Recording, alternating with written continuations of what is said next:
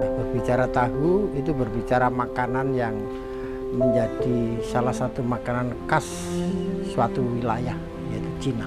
Mengapa Cina? Karena tahu itu sendiri pertama kali diketemukan itu oleh cucu dari Kaisar dinasti Han, yaitu Liu An. Kediri ini salah satu sentra kedelai, salah satu jalur air yang sangat luar biasa.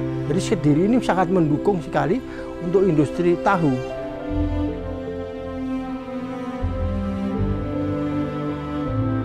Kakek buyut Loking An itu ada urusan administrasi dan kembali ke negara asalnya Tiongkok itu. Yang tetap mau berusaha tahu itu hanya kakek saya Mbah Kacung sampai sekarang generasi ketiga itu.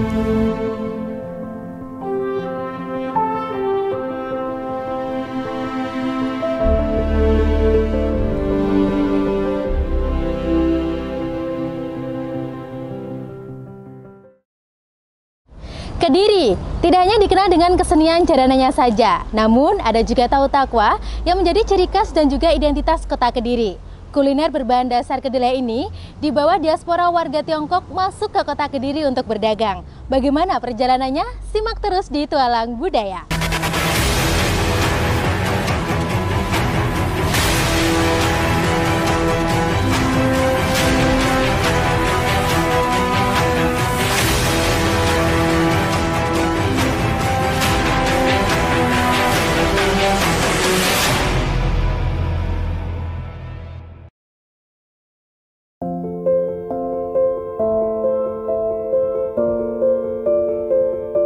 Kediri kaya akan warisan budaya. Salah satu yang paling populer adalah tahu takwa.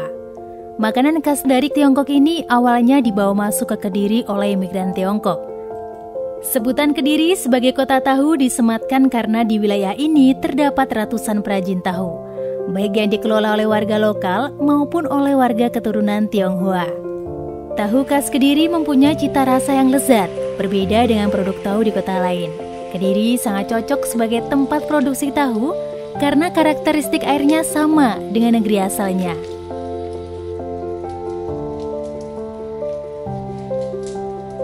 Sigit Widiatmoko, dosen sejarah Universitas Nusantara PGRI Kediri, menyebutkan makanan tahu masuk ke Indonesia, khususnya di Kediri, tak lepas dari diaspora warga Tiongkok yang melakukan perjalanan berdagang ke Asia Tenggara termasuk di Indonesia. Berbicara tahu, ya, berbicara tahu itu berbicara makanan yang menjadi salah satu makanan khas suatu wilayah, yaitu Cina. Mengapa tahu itu merupakan salah satu makanan khas Cina? Karena tahu itu sendiri pertama kali diketemukan itu oleh cucu dari Kaisar dinasti Han, yaitu Liu An, yang pada waktu itu menemukan makanan yang terbuat dari turunan kedelai yang akhirnya dikenal dengan taufu atau yang bahasa kita sehari-hari mengenal dengan nama tahu. Nah, jadi itu seabad kedua sebelum Masehi. Artinya abad kedua sebelum Masehi itu sekitar 300 sebelum Masehi. Karena tahu itu makanan yang dikenal di Cina, pada waktu itu awal-awal Masehi, ya, awal-awal Masehi itu hubungan dagang antara Nusantara, India dan Cina itu sudah ramai di Asia Tenggara. Ini seperti yang disebutkan oleh D.G. Hall dalam bukunya Sejarah Asia Tenggara. Sigit menjelaskan, tahu masuk ke Nusantara lewat jalur perdagangan. Dalam buku berjudul Story of China, karangan Ivan Putra Tani, disebutkan pada awal dinasti Han sudah ada hubungan diplomatik antara Jawa dengan Cina. Kemudian hubungan diplomatik tersebut berlanjut ke perdagangan. Hubungan perdagangan inilah kemudian membawa imigran Tiongkok masuk wilayah Jawa. Mereka masuk ke Asia Tenggara, khususnya wilayah Nusantara, lewat jalur laut. Sebab jalur perdagangan darat atau yang dikenal sebagai jalur sutra tidak kondusif. Tapi jalur perdagangan mereka yang terkenal dengan jalur sutra atau Silk Road, itu jalur perdagangan darat. Tapi jalur perdagangan darat rusak karena banyak perompakan dan lain-lain, tidak aman. Akhirnya muncullah pada jalur perdagangan kedua itu jalur laut. Nah, jalur laut itu Tiongkok itu pasti melewati Nusantara. Jadi melalui jalur apa mereka itu masuk ke perdagangan antara Tiongkok dengan Nusantara. Namun di dalam buku History of China Ivan Putratani ini disebutkan di situ bahwa pada awal-awal dinasti Han ini sudah ada hubungan diplomatik antara Jawa dengan Cina. Semakin hubungan ini dilanjutkan dalam hubungan perdagangan hebat itu pada zaman dinasti Song, zaman dinasti Tang, zaman dinasti Ming, Yuan, ini semakin perdagangan di Indonesia semakin luar biasa. Dalam perjalanan laut tersebut, para pedagang Tiongkok membawa banyak orang. Untuk memenuhi kebutuhan makan, rombongan ini juga membawa juru masak dan makanan sehari-hari, salah satunya adalah tahu. Mereka membawa seluruh kekuatannya, pedagangnya, terus utusan kerajaannya, juga juru masaknya, juga yang lain-lain yang untuk memenuhi kebutuhan ini ke dalam perjalanan perdagangan mereka ke wilayah Asia Tenggara. Salah satunya di Indonesia dan di Kediri. Mengapa di Kediri? Karena Kediri ini merupakan salah satu wilayah yang memiliki potensi perdagangan yang sangat dibutuhkan di wilayah Asia Tenggara pada waktu itu, di Cina maupun di Eropa. Sehingga ini menarik para pedagang-pedagang yang dari India, pedagang dari Cina untuk datang ke Indonesia, khususnya di wilayah Kediri. Sigit memperkirakan tahu masuk ke Kediri sekitar abad 9 hingga 10 yang dibawa oleh pedagang Cina melalui jalur pelayaran Sungai Brantas. Pedagang ini mendarat di bandar atau pelabuhan Jongbiru, yang saat ini masuk desa Jongbiru, Kecamatan Gampengrejo, Kabupaten Kediri. Dari bantaran Sungai Brantas ini, para pedagang Cina kemudian menetap secara berkelompok di sekitar Sungai Brantas, yang saat ini dikenal sebagai kawasan pecinan. Di dalam kitab Ling Bai Taita sendiri disebutkan bahwa pedagang-pedagang Cina itu sudah mengadakan berlayar di Sungai Brantas ini sampai di Jongbiru. Mereka tuh dari wilayah-wilayah ini mereka kemudian menetap di sekitar Sungai Brantas yang sekarang kita sebut dengan pecinan itu sendiri. Kapan tepatnya? Ya, kalau kita melihat secara politik, Kediri itu mulai ada sekitar abad ke-10.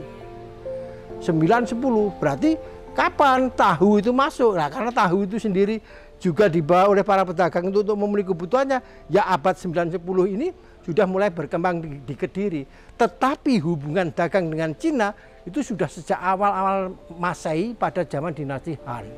Meski tahu sudah masuk di Kediri sejak abad 9 hingga 10-an, barengan hubungan perdagangan Jawa dengan Tiongkok, namun geliat industri tahu dimulai sekitar abad 19. Saat itu ada 3 pelopor perajin tahu yang terkenal dari kalangan Tionghoa, yakni Lau Sihuk atau dikenal dengan Mbah Kacung, Lim Gomoy, dan Kaulong. Lau Sihuk atau Mbah Kacung mendirikan usahanya pada tahun 1912, sedangkan Lim Gomoy memulai usaha membuat tahu pada tahun 1948. Dari ketiga tokoh ini, tahu akhirnya menjadi populer sampai saat ini.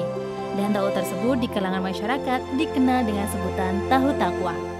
Terus kalau siapa tokoh pembuat itu ya para juru masak pedagang-pedagang Cina yang pada waktu itu masuk ke wilayah Nusantara atau wilayah Kediri.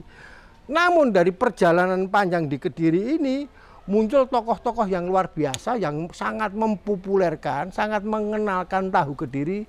Misalnya tahu Pak Kacung, ini tokoh yang luar biasa. Ini dan juga ada tahu Lim dan sebagainya.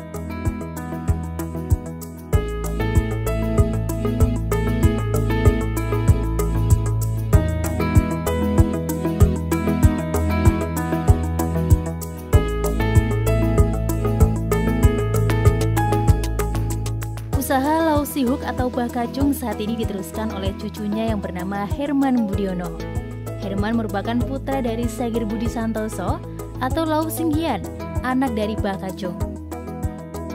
Mbah Kacung yang kelahiran Kediri memulai usahanya sejak berumur 25 tahun. Keahlian membuat tahu didapat dari sang ayah yang bernama Lau King An, imigran dari Tiongkok. Namun ayah dari Mbah Kacung, Lau King An, harus kembali ke Tiongkok karena terbentur aturan pemerintah Indonesia di kala itu. Sementara Mbah Kacung masih menetap di Kediri dan meneruskan usahanya. Yang kakek buyut Lau King An itu tahun 1900-an bersama kakek saya Mbah Kacung itu. Kemudian yang mendirikan tahu mulai tahun 1912 itu kakek saya. Terus kemudian kalau kakek buyut Lau King An itu ada urusan administrasi dan kembali ke negara asalnya Tiongkok itu. Kemudian yang tetap mau berusaha tahu itu hanya kakek saya Mbah Kacung sampai sekarang generasi ketiga itu. Ditinggal oleh sang ayah, Mbah Kacung muda saat itu mencoba memodifikasi resep dari Tiongkok untuk menghasilkan tahu yang sesuai dengan lidah penduduk lokal Kediri. Sebab saat itu tahu hanya terbatas dijual di kalangan masyarakat Tionghoa. Imigran Tiongkok saat itu tidak hanya menetap di Kediri, mereka menyebar di sejumlah kota di sekitar Kediri. Namun Mbah Kacung memilih Kediri menjadi tempat usahanya karena karakteristik air di Kediri sangat cocok untuk memproduksi tahu. Selain itu, Mbah Kacung menginginkan Kediri terangkat namanya dengan adanya produk tahunya. Ini bentuk kecintaan kepada kota Kediri, tempat di mana Mbah Kacung dilahirkan.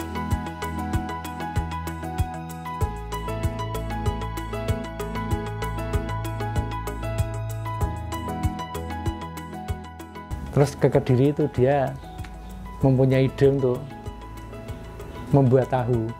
Ternyata di airnya di Kediri itu kok sama yang di negara asalnya, kualitas airnya. Jadi cocok untuk pembuatan tahu. Makanya dia terus membuat usaha tahu di Kediri itu, Pak. Pertimbangan lain selain kualitas air yang bagus dan air sangat melimpah, dahulu Kediri juga merupakan penghasil kedelai yang menjadi bahan pokok pembuatan tahu. Dengan sumber air yang tersedia dan bahan baku kedelai yang mencukupi, perkembangan produksi tahu di Kediri dengan cepat tumbuh besar, apalagi ditopang dengan antusias warga Kediri dengan industri tahu.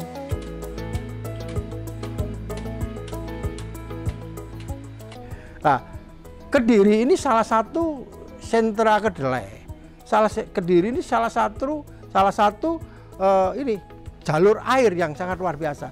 Sehingga industri tahu ini sangat cepat berkembang karena air yang ada di Kediri ini dengan komunitas air.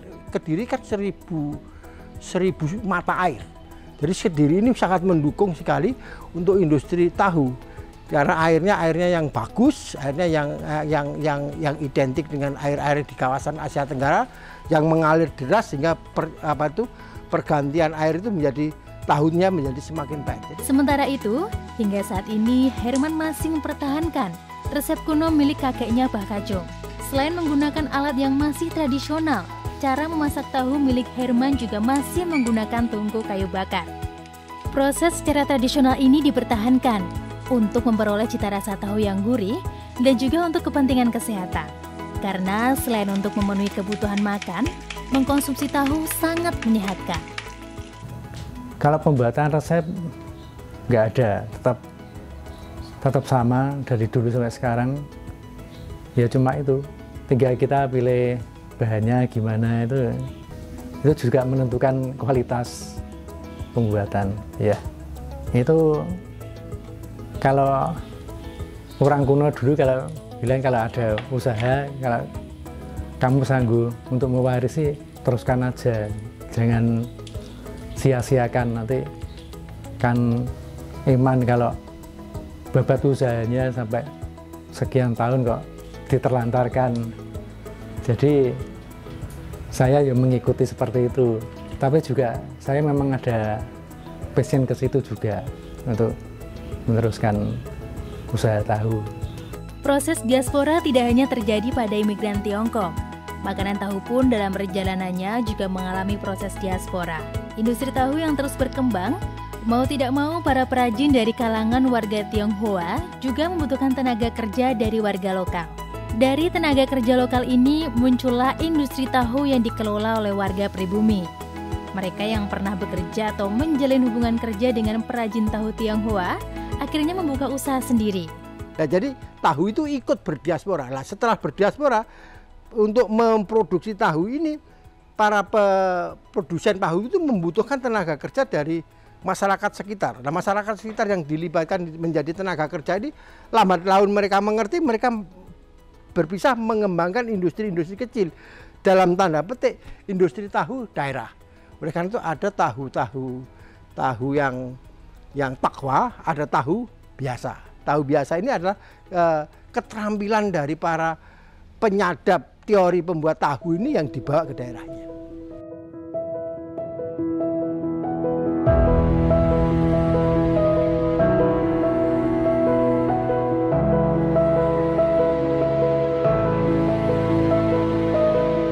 Seiring berjalannya waktu, di Kediri saat ini tumbuh subur rumah produksi tahu, baik yang dikelola oleh warga keturunan Tionghoa maupun warga lokal.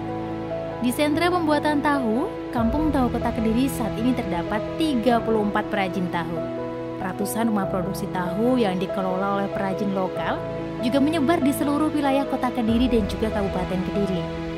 Meski tahu berasal dari daratan Tiongkok, warga Kediri patut bangga dan tahu takwa menjadi makanan khas Kediri yang tersohor sampai ke mancanegara.